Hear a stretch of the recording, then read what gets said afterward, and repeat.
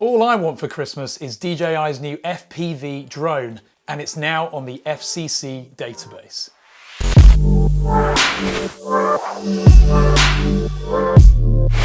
Hi, I'm Ash from DroningON, and if you don't want to miss breaking news like this, then hit that subscribe button and click the little bell icon as well so that you don't miss these kind of updates. There is so much hype and excitement about DJI's brand new FPV drone, controller and headset that's going to be imminently arriving on the shelves of shops. Very, very early this morning, the breaking news is that the FCC database finally has listings for all three of these brand new products. There's always rumour, speculation and guesswork before products arrive from DJI, but once they appear on the FCC database, we know that they're legitimate and they're definitely imminent. The FCC database is an American certification database, which basically is for brand new products to make sure that they are certified in terms of their radio frequency emissions. There are similar databases globally, but generally the FCC is the one that people are checking, and that's where the products generally tend to arrive first. So let's have a quick look at the FCC leak, which was raised thanks to our friends over at Kanhaji, so thank you very much in advance.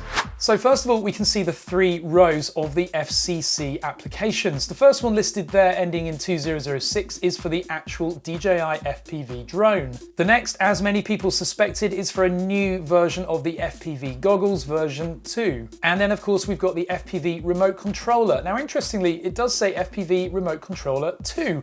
To our knowledge, there hasn't been a 1 yet. Now the Kanhaji article also specifies that unfortunately the band 915M will not be supported by this. Instead, it's using a classic combination of 2.4 and 5.8 gigahertz, which is quite standard for most drones these days. We then get a nice sneak preview from the FCC database of the actual FCC label that's going to be stuck on the underside of the drone itself. We can see from that label that this will indeed be a 6S, that 6-cell battery, giving 22.2 volts of power, meaning that this quad is going to be pretty snappy.